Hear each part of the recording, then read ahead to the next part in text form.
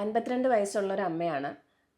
എൻ്റെ അടുത്തേക്ക് കാണാനായിട്ട് വന്നതെന്ന് പറഞ്ഞാൽ അടിവയറ്റിന് വേദനയും പിന്നെ അതുപോലെ മൂത്രം ഒഴിക്കുമ്പം പുകച്ചിൽ, ചൂട് ഇതായിരുന്നു ബുദ്ധിമുട്ട് പറഞ്ഞത്. അപ്പോൾ യൂറിനറി ഇൻഫെക്ഷൻ ആണെന്നുള്ളത് കംപ്ലയിൻറ്റ്സ് കേൾക്കുമ്പോൾ അറിയാം. മൂത്രം പരിശോധിക്കാനായിട്ടുള്ള ടെസ്റ്റുകൾ എഴുതി.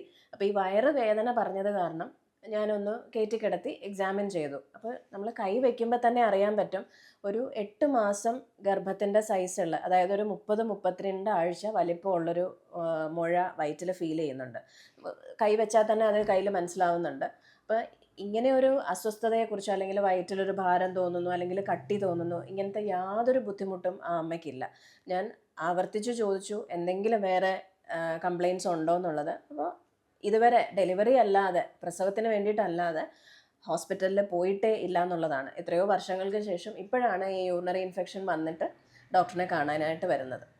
അപ്പോൾ ഞാൻ സ്കാൻ വിട്ട് കഴിഞ്ഞപ്പോഴത്തേക്ക് ഒരു വശത്തെ അണ്ഡാശയത്തിൽ 20 സെൻറ്റിമീറ്റർ വലിപ്പമുള്ളൊരു മുഴയും പിന്നെ അതിനോടനുബന്ധിച്ച് ശ്വാസകോശത്തിലും അതുപോലെ ലിവറിലും അതിൻ്റേതായിട്ടുള്ള ചേഞ്ചസും കാണിക്കുന്നുണ്ട്. അപ്പോൾ അതിൽ നിന്ന് മനസ്സിലാക്കുന്നതെന്ന് പറഞ്ഞാൽ ഒരു സ്റ്റേജ് 3, സ്റ്റേജ് 4 ഒവേറിയൻ ക്യാൻസർ ആണത്.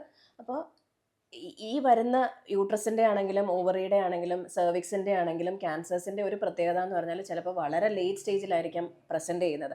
അടിക്കടി വരുന്ന മൂത്രത്തിപ്പഴുപ്പായിരിക്കും, ചിലപ്പം നടുവേദനയായിരിക്കും, അടിവയറ്റിന് വേദനയായിരിക്കും, കാലുവേദനയായിരിക്കും. ഇങ്ങനെയുള്ള വേഗമായിട്ടുള്ള സിംറ്റംസ്, ഇപ്പം ബാക്ക് പെയിൻ ഒന്നും ഇല്ലാത്ത ഒരു മനുഷ്യരും ഉണ്ടാവില്ല. അപ്പോൾ നമ്മൾ ഇതിൽ നിന്ന് മനസ്സിലാക്കേണ്ടതെന്ന് പറഞ്ഞാൽ വർഷത്തിൽ ഒരിക്കലെങ്കിലും എല്ലാവരും ഒരു ഹെൽത്ത് ചെക്കപ്പ് ചെയ്യേണ്ടതാണ്. അപ്പോൾ ഹെൽത്ത് ചെക്കപ്പ് എന്ന് പറയുമ്പോൾ അതിനകത്ത് ചിലപ്പോൾ ബ്ലഡ് ടെസ്റ്റുകൾ കാണും, ഗർഭപാത്രത്തിൻ്റെയും അതിൻ്റെ ചുറ്റുമുള്ള അവയവങ്ങളുടെയും എല്ലാ ഡീറ്റെയിൽസും അറിയാൻ പറ്റുന്ന സ്കാൻ ഉണ്ടാവും, ബ്രസ്റ്റിൻ്റെ ഒരു സ്കാൻ ഉണ്ടാവും. ഇതൊക്കെയാണ് നമ്മൾ യൂഷ്വലി ഹെൽത്ത് ചെക്കപ്പിൽ ഇൻക്ലൂഡ് ചെയ്യുന്നത്. അപ്പോൾ ഉടനെ ചിന്തിക്കും അപ്പോൾ ഒരുപാട് കാശാവത്തില്ലേ എന്നുള്ളത്. അത്യാവശ്യം വേണ്ടുന്ന ടെസ്റ്റുകൾ നമ്മൾ വർഷത്തിൽ ഒരിക്കൽ ചെയ്യാൻ വേണ്ടിയിട്ട് കുറച്ച് പൈസ ചിലവാക്കുന്നതിൽ തെറ്റില്ല എന്ന് തന്നെയാണ് മനസ്സിലാക്കേണ്ടത്. നമ്മളത് വെച്ചുകൊണ്ടിരുന്ന ഒരു വലിയൊരു പ്രശ്നത്തിലേക്ക് പോകുന്നതിനേക്കാളും അതിൻ്റെ തുടക്കത്തിൽ തന്നെ നമുക്കത് മനസ്സിലാക്കി ട്രീറ്റ്മെൻറ്റ് എടുക്കാൻ പറ്റുവാണെങ്കിൽ വളരെ നല്ലതാണ്.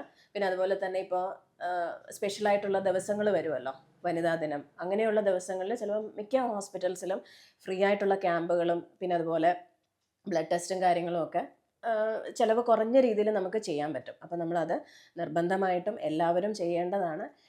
അപ്പോൾ ഉടനെ എല്ലാവർക്കും വീണ്ടും ടെൻഷനാവും, അയ്യോ എനിക്ക് നടുവേദനയുണ്ട് അല്ലെങ്കിൽ എനിക്ക്, അപ്പോൾ ഈ ചെറിയ പ്രശ്നങ്ങളും വലുതാക്കി കാണിക്കേണ്ട കാര്യമില്ല. രണ്ടും കൂടെ നമുക്ക് ബാലൻസ് ചെയ്ത് കൊണ്ടുപോകാനായിട്ട് പറ്റണം. ഇപ്പം റിപ്പീറ്റഡ്ലി റെക്കറൻ്റായിട്ട് ഇപ്പോൾ ഒരു 6 മാസത്തിൽ ഒരു 3-4 പ്രാവശ്യം മൂത്രത്തിൽ പഴുപ്പ് വരുന്നു, അല്ലെങ്കിൽ മാറാതെ നിൽക്കുന്ന ഡിസ്ചാർജ്, സ്മെല്ലോട് കൂടിയിട്ടുള്ള ഡിസ്ചാർജ്, അടിവയറ്റിന് എന്ത് മരുന്ന് കഴിച്ചാലും മാറാതെ നിൽക്കുന്ന വയറുവേദന, ഇങ്ങനെയൊക്കെ വരുമ്പോൾ നമ്മൾ നിർബന്ധമായിട്ടും ഒന്ന് ഹോസ്പിറ്റലിൽ പോയി ഡോക്ടറിനെ കണ്ട് വേണ്ടുന്ന ടെസ്റ്റുകൾ ചെയ്യേണ്ടതാണ്. എല്ലാവരും വർഷത്തിൽ ഒരിക്കൽ ഒരു ഹെൽത്ത് ചെക്കപ്പ് എടുക്കുന്നത് വളരെ നല്ലതാണ്.